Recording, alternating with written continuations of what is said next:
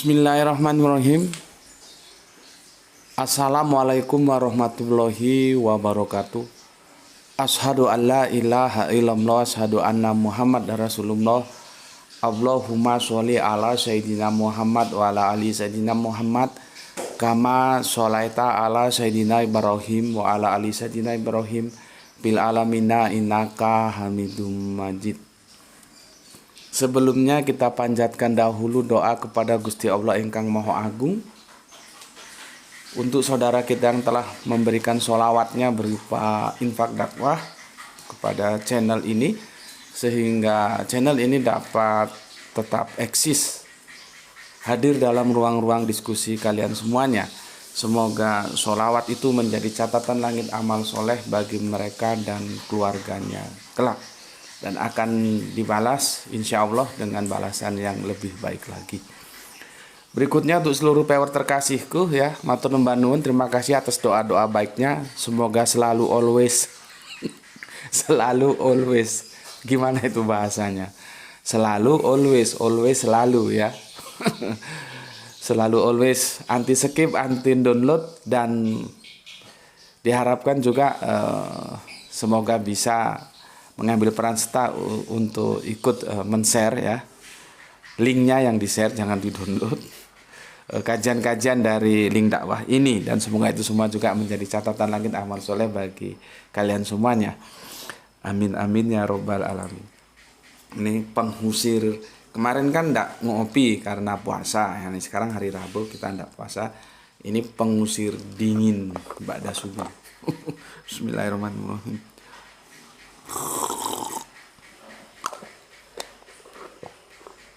Oke, kemarin seri pertama sudah kita selesaikan.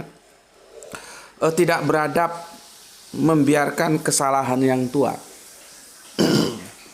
Seperti janjiku itu seri pertama, sekarang kita lanjutkan seri kedua karena kemarin kita buru-buru terdesak waktu ya.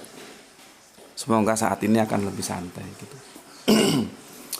Kita kemarin terhenti di Sokrates dan Plato dan Aristoteles ya. Sekarang aku mulai jelaskan lagi supaya nanti kamu ngerti sebetulnya siapa yang tidak boleh dikritik itu ya. Si ngombe meneh haus. Bismillahirrahmanirrahim.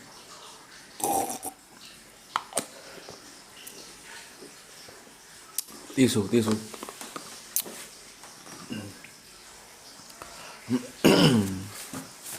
Oke, kita tahu bahwa Pak Plato itu guru, punya murid namanya Aristoteles. Ya, Pak Plato itu pionirnya filsafat.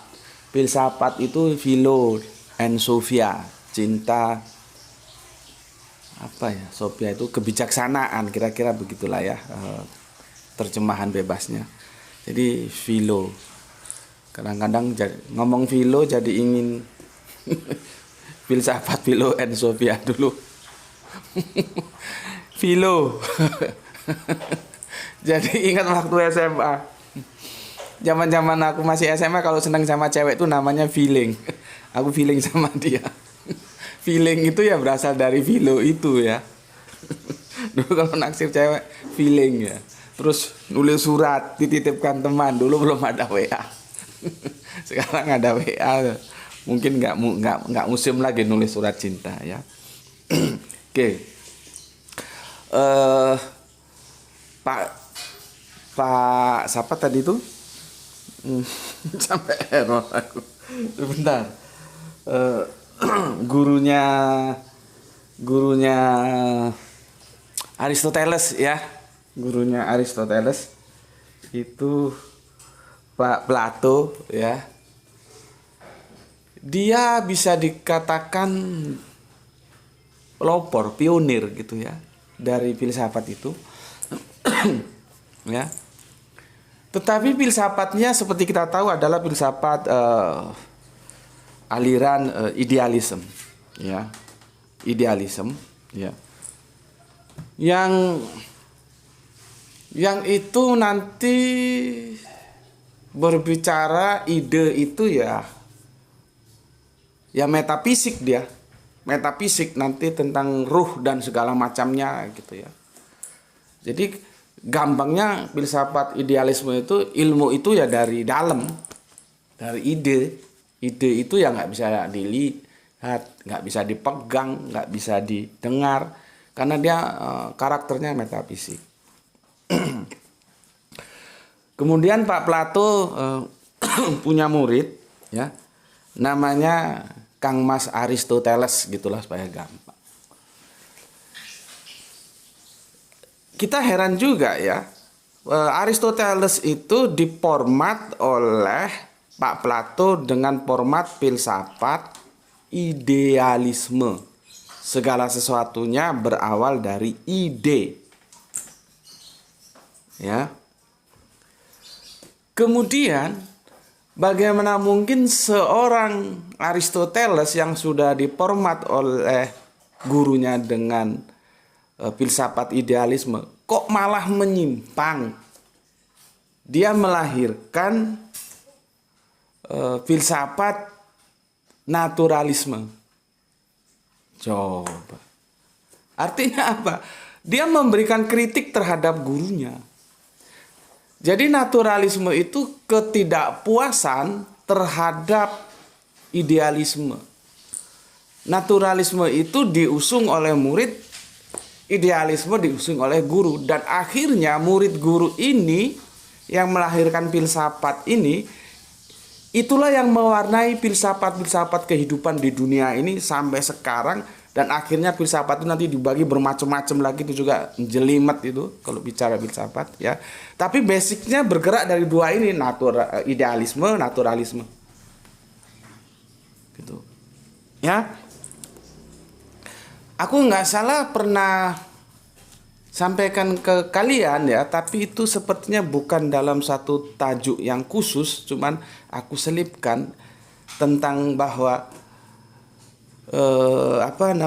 cahaya di atas cahaya itu ya, lampu miskat. Kita bicara tentang miskat di Al-Quran itu kan ada ya, yang tidak ke barat tidak ke timur ya. Itu tafsir yang aku pernah diajarkan.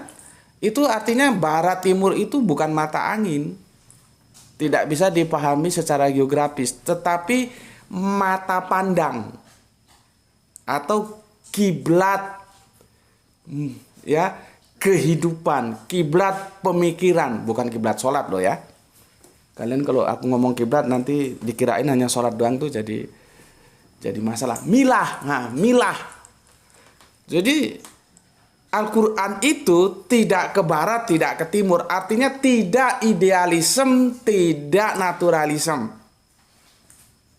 Dia independen karena ini bersumber dari yang absolut, yaitu Gusti Allah ingkang Maha Agung. Sementara idealisme dan naturalisme itu produk budaya yang dihasilkan dua makhluk Allah yang bernama Plato dan Aristoteles. Gitu loh. Aku dulu diajarkan begitu. Ya. Al-Quran itu bahasanya indah, jadi jangan kalau barat timur terus pemikiranmu geografis, mata angin, sana barat, sana timur. Enggak, itu berbicara cara pandang. Ya, karena berbicara Aristoteles, Sokrates, terus Plato dan pengikut-pengikutnya, terutama orang dua ini ya, kan nanti banyak bapak filsafat Yunani itu. Ini berbicara panjang ke belakang. Gitu loh. Islam kan abad ke-6 masuk ke-7. Gitu loh. Ini ke belakang, jauh ke belakang ya. Jadi tua, pemikiran-pemikiran itu tua. Nanti terjadi debatable yang itu ya dianggap debatable biasa sajalah kalau ada yang tanya. Dengan demikian apakah Plato dan Aristoteles itu bisa juga dibilang nabi gitu. Nah, itu panjang lagi ceritanya. Oke. Ya, tapi yang penting yang mau aku sampaikan, kalau tidak ada sense of kritis, jadi kemauan untuk mengkritik dari sang guru, kita tidak mengenal filsafat yang namanya naturalis. Kalau kita tidak mengenal filsafat yang namanya naturalis, mungkin sains nggak berkembang. Ya, sains itu berkembang pijakannya filsafat naturalis. Karena naturalis itu ilmu itu dari apa yang di luar kita adakan pengamatan, lalu kita dari pengamatan itu kita susun teori, dari teori itu kita praktekkan, baru nanti dibikin kesimpulan atau summary. Ya. Jadi naturalis itu dari luar ilmu itu. Kalau idealis dari dalam. Dari ide gitu ya. Karena pijakannya Pak Plato itu semua berangkat dari ide. Gitu loh. Kalau naturalis enggak, apa yang ada di luar kita pelajari, kita simpulkan jadi ilmu. Cuman itu nanti jadi masalah juga, debatable-nya enggak selesai. Misalkan radio. Dulu mana radio dengan ide bikin radio? Dulu mana handphone dengan ide membuat handphone? Itu debatable lah ya. Terserah kalian selesaikan sendirilah itu. Intinya yang aku mau sampaikan, kalau tidak ada keberanian mengkritik, ya tentunya mengkritisi dengan solusi, ya dari Kang Mas Aristoteles, maka kita tidak mengenal filsafat naturalis. Ya, dengan adanya keberanian mengkritisi, tetapi dengan memberikan solusi, sehingga kita mengenal ada filsafat naturalis, dan itu pijakan dari sains. Jadi kalau kita berbicara sains itu sesuatu yang bisa diindra. Karena naturalis itu diindra, bisa dilihat, bisa dipegang, ya. Bisa diindra lah ya, bisa didengar juga gitu ya. Kalau ide itu alam ruh itu enggak bisa. Itu sudah metafisik, sedangkan ini fisik gitu, ya. Oke, hasilnya kita tahu seperti sekarang ini, dan itu timbul dari mengkritisi apa yang diajarkan oleh gurunya. Bayangkan, di format dengan idealis, kok bisa tambah dia mengkritik idealis, memberikan solusi naturalis. Itu kan berarti terjadi proses pemikiran yang canggih dalam sosok murid yang bernama Aristoteles itu. Kalau nggak otak cerdas nggak bisa. Dia akan manut aja apa kata gurunya. Gitu loh. Dari sini bisa kita simpulkan, guru itu jangan selalu memformat muridnya agar seperti dia. Dan Aristoteles tidak dalam kondisi itu. Artinya Plato, gurunya memberikan kebebasan. Seperti aku kan ngomong ke kamu, kamu ambil saja substansinya dari kajian ini, tapi bagaimana penyampaian itu harus jadi diri kamu sendiri. Jangan kamu menjadi aku, karena karakter kita beda-beda. Latar belakang sejarah kehidupan kita beda-beda. Ya, yang penting substansinya saja ambil. Nanti kamu simpulkan dan kamu hidangkan kepada publik yang sedang meminta kamu untuk memberikan kajian atau dalam sebuah diskusi. Begitu. Aku juga belajar ke guru-guruku begitu. Aku ada beberapa guru, aku ambil pengetahuannya, terus aku format menjadi warnaku tersendiri. Aku tidak mau diformat oleh guru-guruku. Kan aku sudah bilang, guru-guru itu sebatas informan. Dia memberikan informasi kepada kita. Karena tanpa jasa guru kita tidak tahu. Kalau berbicara teologis, kapan kita hidup dengan Nabi? Kapan kita hidup dengan sahabat? Bagaimana kita tahu Al-Quran? Bagaimana kita tahu hadis? Itu kan dari jasa guru. Menyampaikan informasi ke kita. Informasi itu kita olah karena kita diberi penglihatan, pendengaran, dan hati. Itu loh. Dalam proses pemikiran kita bisa berbeda dengan guru. Kalau kita nggak setuju ya kita kritisi, tapi dengan solusi. Itu loh. Nah terus kalau guru yang kemarin katakan ulama, profesor, doktor, habib, kiai, ustadz, tetembeng, segala macam nggak boleh dikritisi. Ya gimana jadinya kehidupan ini? Mereka juga manusia biasa. Ya kita kan sudah melakukan kritik ya. Misalkan pertama kita sudah mengkritisi bahwa tidak ada ucapan Natal dalam Al-Quran. Meskipun itu seorang profesor, seorang mufasirin, dan seorang termasuk kelompok ulama yang banyak pengikutnya. Tapi ketika salah ya salah saja. Yang jelas kita sampaikan secara hormat dengan parameter-parameter akademis yang tidak asumsi ansik tapi literasi. Kalaupun ada asumsi harus dibangun atas dasar literasi. Sampaikan saja. Meskipun nanti seperti yang ku alami pengikut-pengikutnya pada nggak terima, itu ya resiko, biarin saja. Itu efek feodalisme pendidikan. Jadi gurunya tidak boleh dikritik. Dia anggap gurunya itu nabi apa? Nanti aku jelaskan yang nggak boleh dikritik itu siapa ya. Kemudian tentang ulil amri ya. Bagaimana sosok yang sudah terkenal Kang Mas ya, aha yang tanpa buya itu kan menjelaskan tentang ulil amri dan sudah kita kritisi, tidak benar begitu. Kita lihat bagaimana sorop nahunya itu. Kan kita sudah ada videonya itu, kamu sudah silakan tonton ya. Karena kalau dia menggunakan kaidah bahasa itu nanti Nabi juga akan bisa dikritisi. Padahal Nabi tidak boleh dikritik. Gitu ya. Terus berikutnya meskipun tidak secara langsung yang kemudian aku baru dengar ternyata yang sekarang alim kita yang lagi viral karena kunjungan mau ke Singapura jadi masalah itu ya, yang dia bilang Nabi Ibrahim itu beragama namanya Islam, ya itu sudah kita kritisi meskipun pada saat itu kita tidak dalam mengkritik dia, tapi secara pemikiran dia itu sudah kita selesaikan. Tidak benar semua Nabi itu beragama Islam. Nabi itu ya Muslim. Ada Muslim Yahudi, Muslim Nasrani, Muslim Islam gitu. Kok ditarik dari bahasa sama seperti kemarin. Kata Muslim itu tidak bisa serta-merta dinisbahkan ke Islam karena dia juga bisa berasal dari salama. Sama seperti ikro. Ikro itu bisa dari Quran, bisa dari Qoro'ah. Beda mengambil kata dasar, beda pemahaman. Gitu. Ya. Nah, itu sebuah contoh yang aku katakan. Silahkan Anda mengkritisi siapapun. Senyampang Anda punya argumentasi. Di mana asumsi Anda itu tidak berdiri sendiri, harus didukung atas literasi. Itu ya. Jadi jangan dikultuskan. Kalau dikultuskan nanti kesalahan itu menjadi terwariskan. Bagaimana kok kesalahan kok terwariskan? Kalau kita tahu salah ya dibenarkan. Ojo enggak lah, itu kan ulama, jangan dikritik. Itu kan kiai, itu kan habib, itu kan profesor, itu kan tetek bengek lah. Enggak boleh begitu. Dalam keilmuan bagaimana interaksi antara Plato dan Aristoteles itu sudah mengajarkan kita. Kritik mengkritik selama itu mendasar ada argumentasinya, tidak ada masalah. Tentunya kalau ketemu ya alhamdulillah, kalau nggak ketemu ya saling menghormati. Seperti tadi itu, ya selamanya pemikiran Plato tetap aja dia idealis. Pemikiran Aristoteles sang tetap aja naturalis, nggak pernah ketemu ya sudah saling menghormati, apa salahnya. Gitu ya.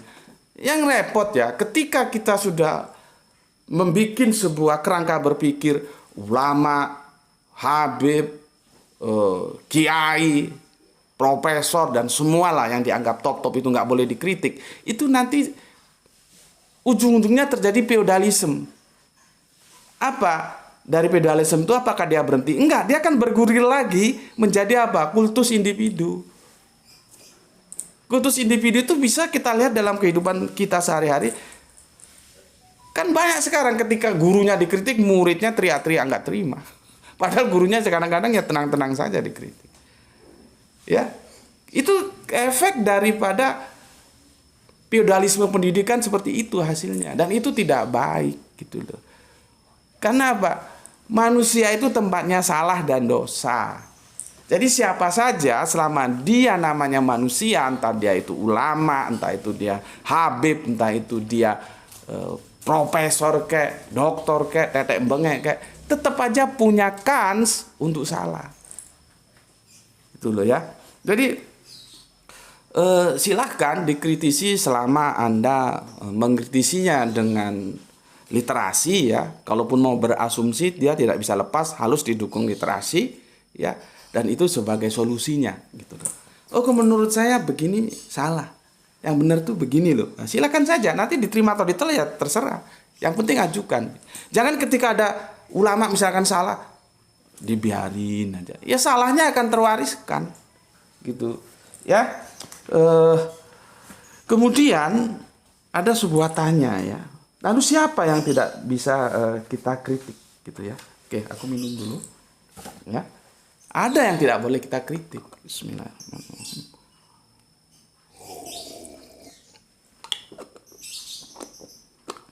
Yang tidak boleh kita kritik itu hanya satu.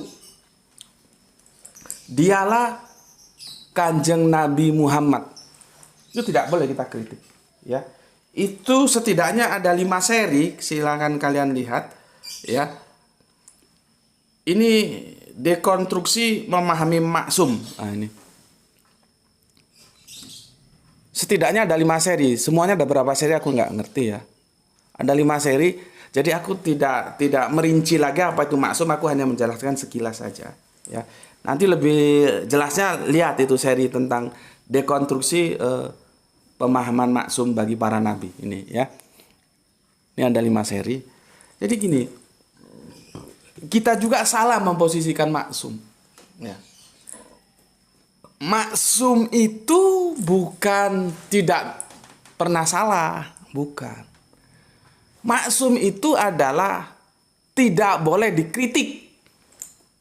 Tidak boleh. Nabi itu mulai dari Nabi A sampai Nabi Z itu maksum, itu tidak boleh dikritik. Ya. Karena apa? Nanti otoritas mengkritik apabila para nabi itu melakukan kesalahan, itu ada pada Gusti Allah, bukan pada kita. Gitu loh. Ya. Jadi maksum itu artinya tidak boleh dikritik. Ngerti ya? Maksum itu artinya tidak boleh dikritik. Terus kalau misalkan Nabi salah nanti yang membenarkan itu Gusti Allah. Paham ya? Jadi harus kamu rubah pemahamanmu. Maksum itu bukan tidak pernah salah. Nabi itu pernah salah. Dalam urusan agama juga Nabi pernah salah. Meskipun terjadi perdebatan bagaimana sebetulnya penafsiran dan penerjemahan tentang surat Abasah itu. Yang Kanjeng Nabi diperingatkan. Belum lagi tentang tawanan perang. Belum lagi tentang madu.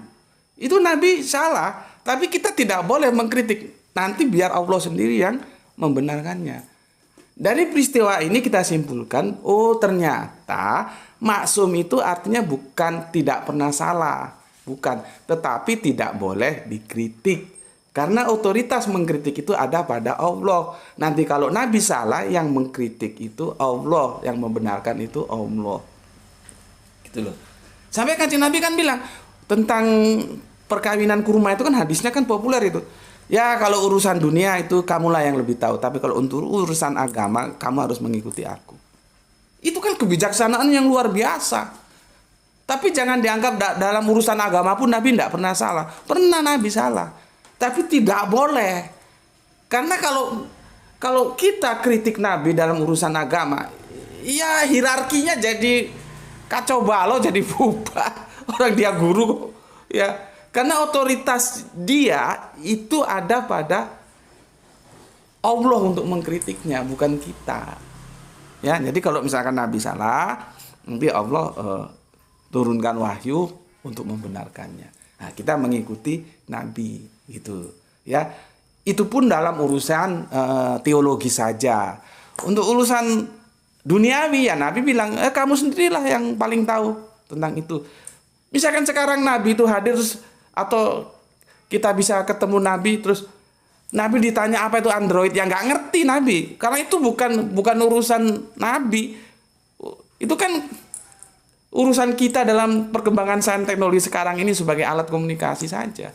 Jadi jangan terus ditanyai gitu. Makanya Nabi bilang urusan dunia kamulah yang lebih tahu, tapi urusan agama kamu ikut aku.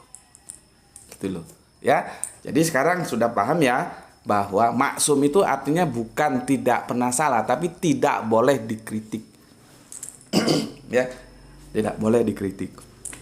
Nah sekarang guru-guru kita itu selevel apapun itu bukan nabi. Jangan posisikan dia sebagai nabi. Kalau dia tidak boleh dikritik atau anti kritik, berarti kan kamu memposisikan gurumu seperti nabi. Itu benar apa salah itu kamu pikir sendiri. Padahal hak maksum itu otoritasnya itu Allah berikan ya itu hanya kepada para nabi.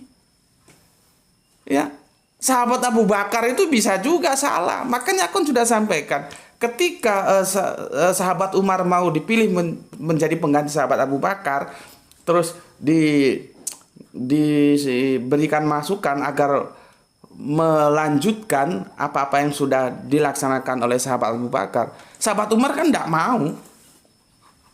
Sahabat Umar apa dia bilang?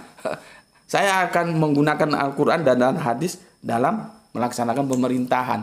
Jadi sahabat Umar itu dia orangnya belak-belakan, tidak mau copy paste dari apa yang sudah dilakukan sahabat Abu Bakar. Itu artinya dia kan mengkritik juga itu ya. Sampai-sampai sahabat Umar kan berkata, dia laki-laki, aku laki-laki, dia punya otak, aku punya otak. jadi dalam tataran ilmiah egaliter itu harus diwujudkan, kalau enggak repot nanti ya. Oke, jadi jangan memposisikan guru-guru kita itu sebagai sosok yang maksum, tidak boleh, karena maksum itu haknya para nabi, gitu ya. Tetapi aku tekankan lagi, kalau kita tidak mau mengkritik karena ewuh pekewo, lihat senioritas, lihat status sosialnya, dan kita memberi muka terhadap guru-guru kita supaya dia tidak malu hati atau gimana lah ya, kita jaga kewibawaannya, itu masih aku bisa terima. Ya, nama Jawanya itu istilahnya ewuh pekewo. Nantilah biar ulama sama ulama yang membenarkan. Itu aku masih bisa terima. Tetapi kalau tidak boleh dikritik dengan sebuah pemahaman bahwa para guru itu pasti benar, ini yang salah. Nggak boleh itu. Itu nanti seperti aku bilang, feodalisme pendidikan akhirnya jalan lagi. Kita tidak menemukan pencerahan-pencerahan yang baru, ide-ide yang baru. Itu ya, itu yang nggak boleh.